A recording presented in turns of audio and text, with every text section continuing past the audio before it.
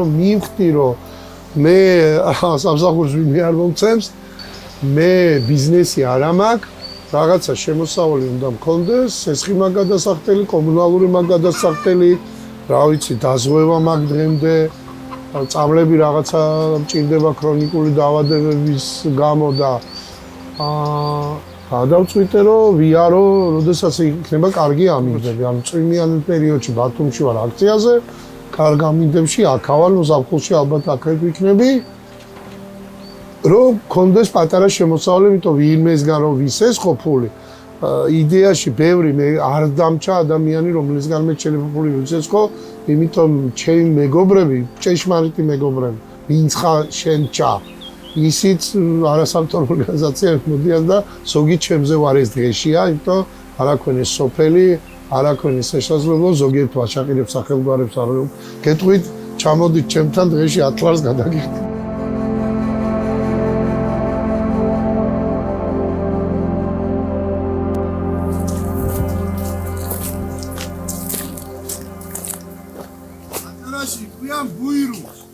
აქ ჭირს ვაკეთებდი რა. ჭრი ხო? მე იყიდება. ბიჭო, რაბელა გაყიდვითაც ყიდი. და თუ რამე მოვიდა დეგუსტაციაზე, ჭაჭადალიან თქვა, მივეცი ბავშვებს ვაჭრებს სადაც კამფეტებს და რაღაცას და რამდენი რა. რამდენი ხანია აქეთ ხარ? ბიჭო, აი ზიარო დააკავეს, ხო?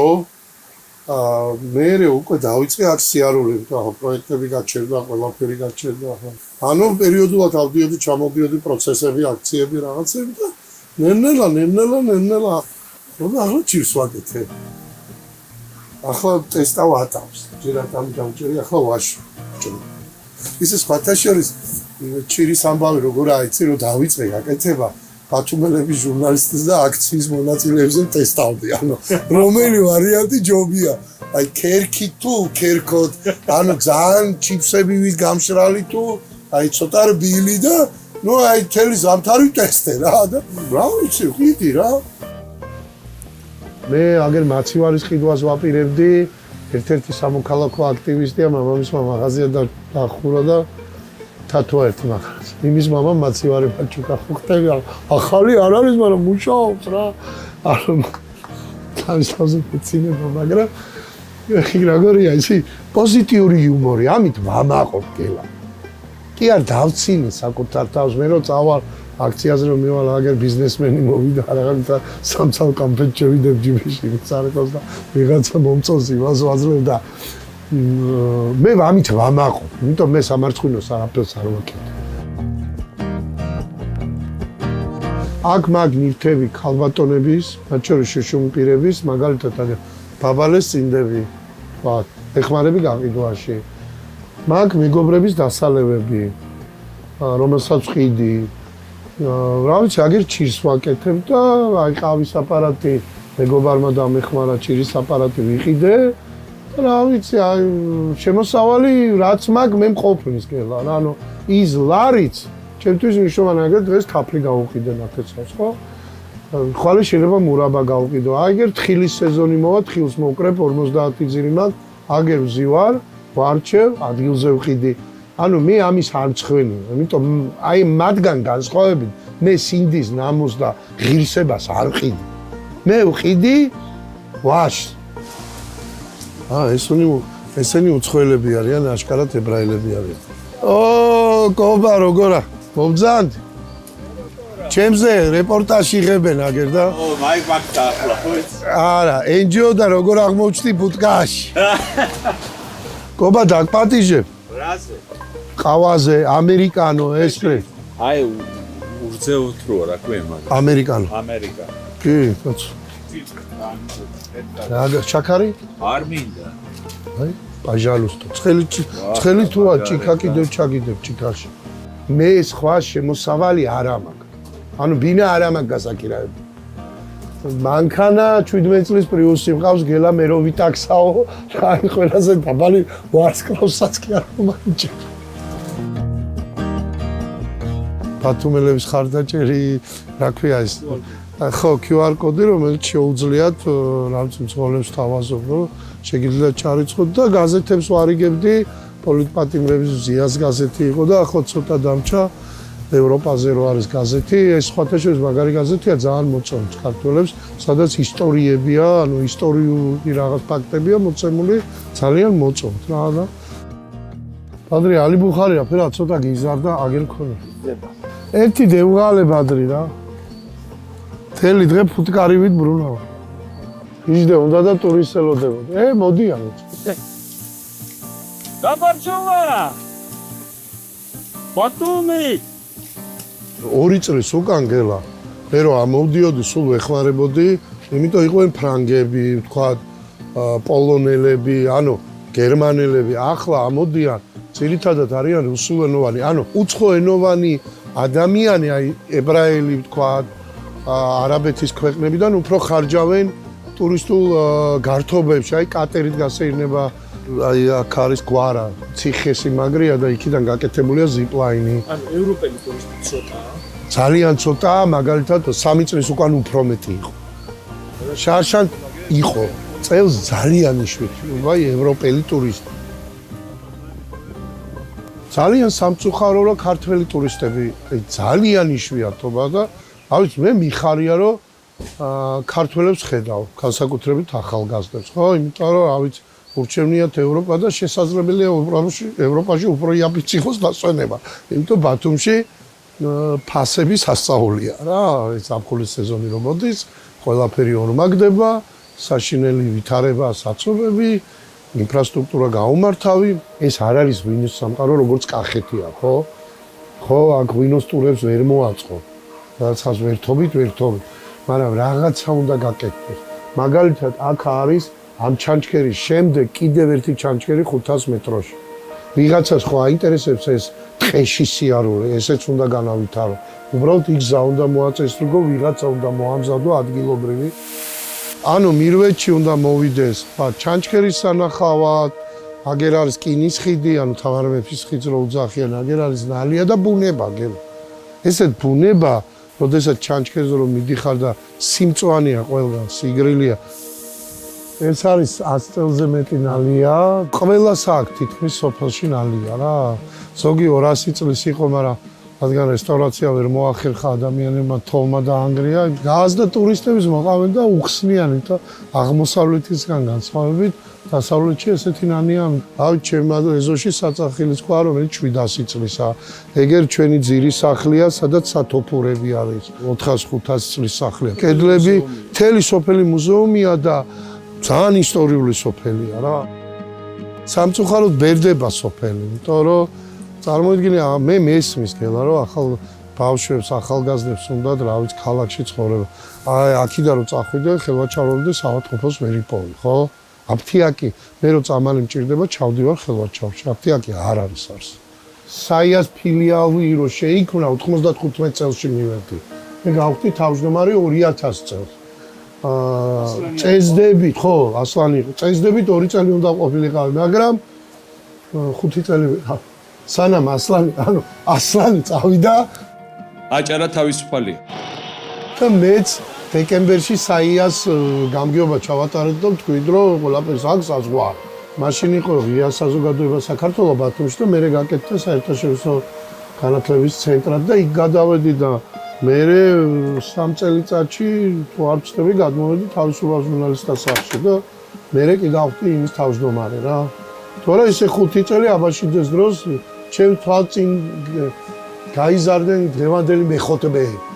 ანუ მაშინ რომ ასლან აბაშიძეს აკეთდნენ და დედმამას რო დახრეტდნენ ასლან აბაშიძის გამო, მე მიხეილ სააკაშვილის გამო და ახლა ნუ ბატონი ბიძინას გამო ალბათ სასწაულებს იზამენ რა. სანამ ახალი გამოჩნდება.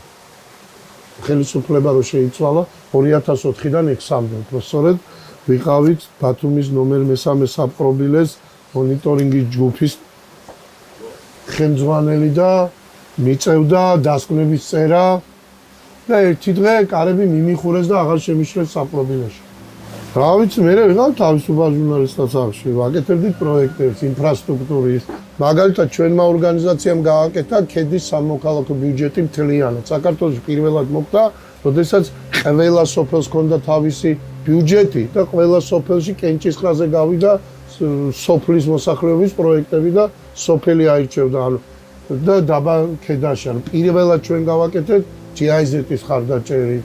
თქვათ, ნედის ხარდაჭერით ვახორციელებდით პროექტებს, რომელიც აი სამოქალაქო კლუბების გაძლიერება იყო იმაში, სოფლის სკოლებში ოღონდ.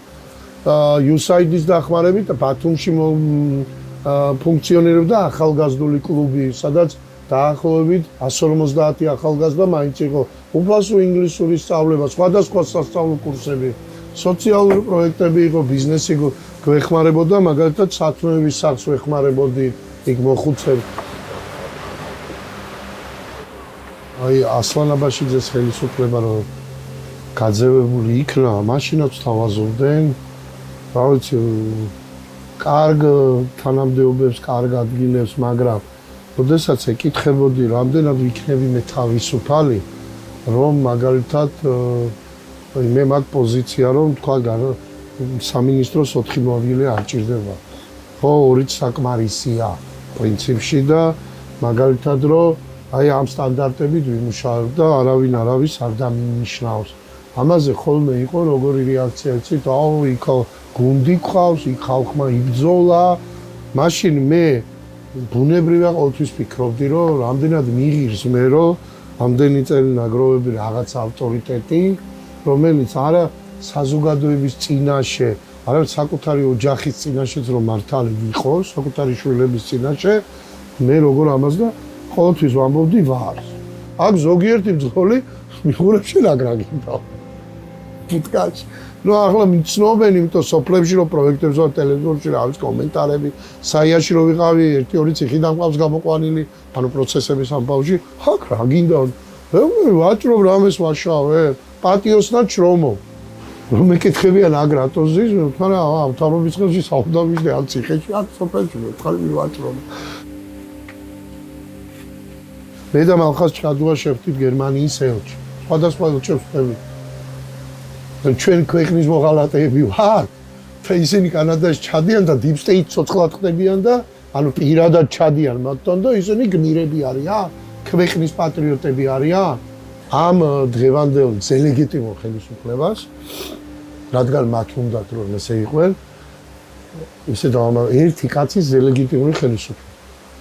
უფრო სწორია, ხო? არაფრის უნარი არა. ანუ საკუთარი თავის პიარის ხარ შეუძლიათ ხელა.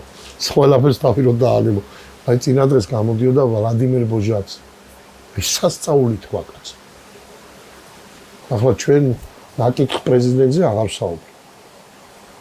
ხა, ან პარლამენტის თავმჯდომარეზე, რომელიც არასამთავრობო სექტორი გამოიყენება. ხო? რომელიც, რა ვიცი, გერმანული გრანტებით რო ფინანსდებოდა, ხო? ან პრემიერ-მინისტრი, რომელიც გამოდის და იძახის მეორე კაცი ვარ პარტიაში და ქვეყანაში და ყველაფერს იმას უთანხმე. ანუ რაზე უნდა ველაპარაკო? მაგალითად, გუშინ წავიკითხე, რომ ჩოხატაურის თვარწების საკრებულოს თავმჯდომარე, რომელიც ჯგუფურად პოლიციის ძალადობაში არის ბრალდებული 1 წელი მიწე და მზია ამაღლობელმა, რომელიც საკუთარი ღირსება დაიცვა და ალიყური გააცვლა გემირ პოლიციელს.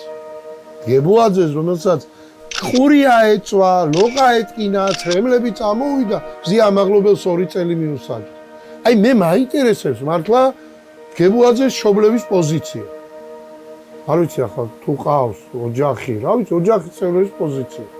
ანუ არაფერი არ უთხრე საკუთარ შვილს, რა ვიცი, მამას, მეუღლეს, რომ არ შეგთქვა.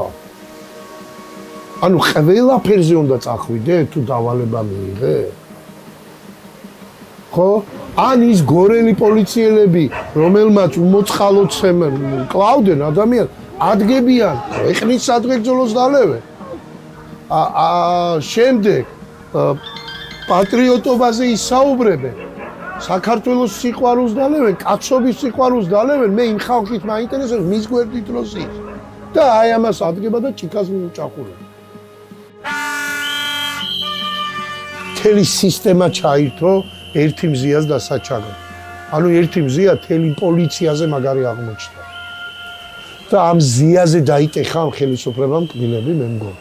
ან იგივე რაც რიჟვაძეს დაიმართა, ხო? ის იყო, რა ვიცი, ოცნების ხოლმე საბჭოს წევრი. როდესაც მისი, რა ვიცი, ეგრეთ წოდებული ძვაკაცები გაისუსენ, ჩვენს ვამბობ, კითხვა, რას მითხარ კაც თავში კლავ.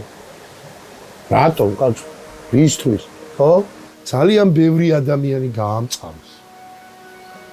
ძალიან ბევრი ადამიანს ისეთი რაღაცა აკადრეს, რომელიც ის საჯაროდ ვერ მოხვება კი. მაგრამ ის ადამიანი ამას არასდროს არ აპატიებს.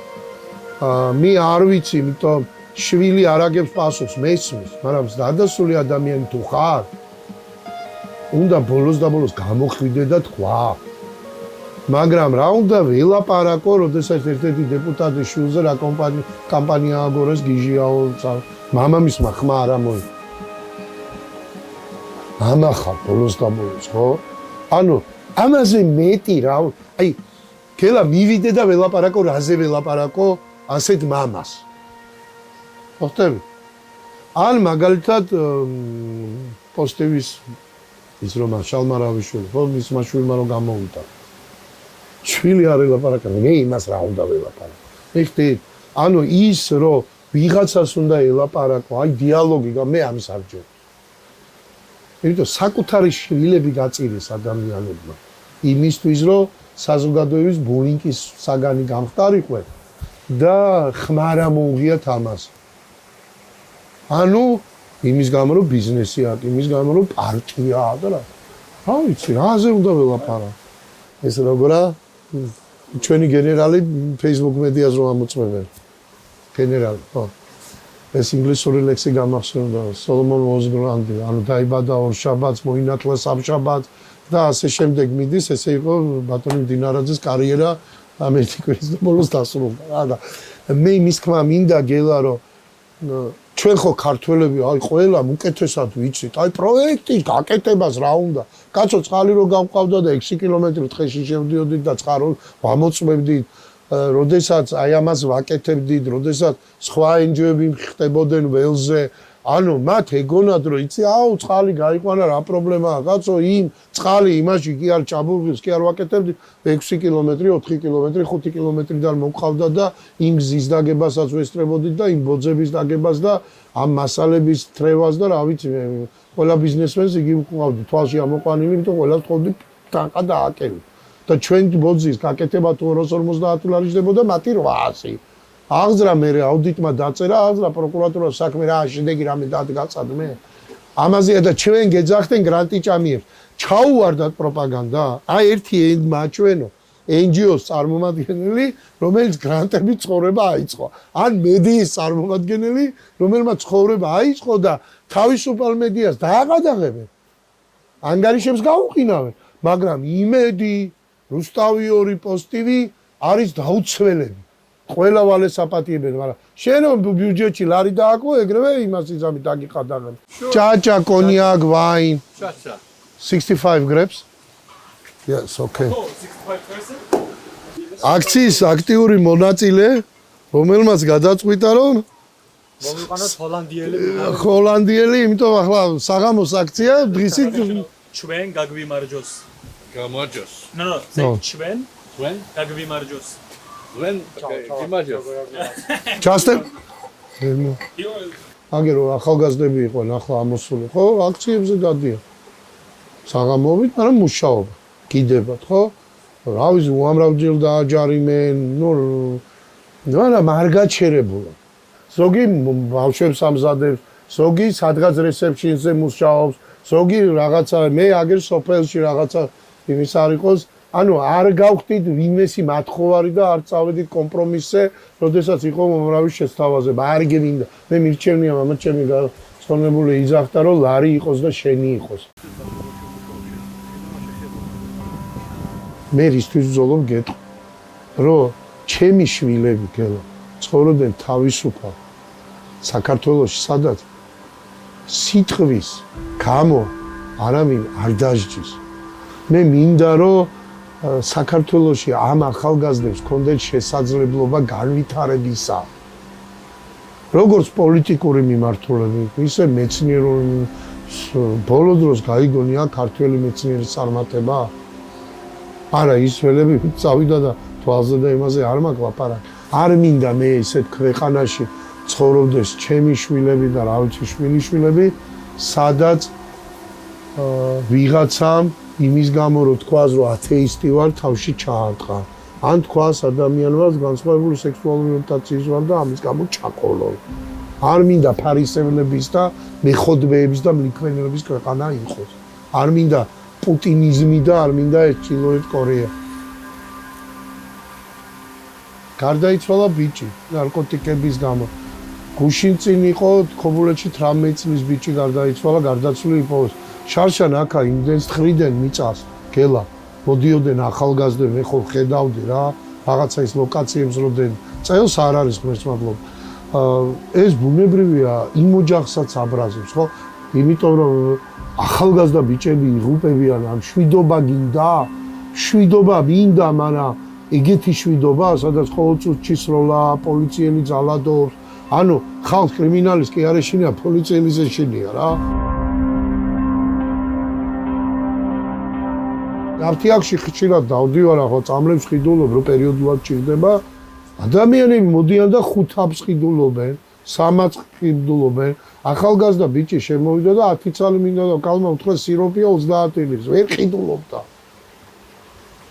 შევთავაზე დახმარება. შერწყვა ბიჭი და წავიდა. ახალგაზრდა ბიჭი, იმიტომ ფული არ ყავდა. 2 წლის ბავშვამდე რაღაცა სიროპი ჭირდება. ბავშვი რო იხვეწება რა. და 1 წელი და 3 წელი სიცოცხლე თუ გაყამჭირდა და ანუ მათემატიკაში გადაიყვანეს ბავშვის სიცოცხლე? კალკულატორში გადაიყვანეს?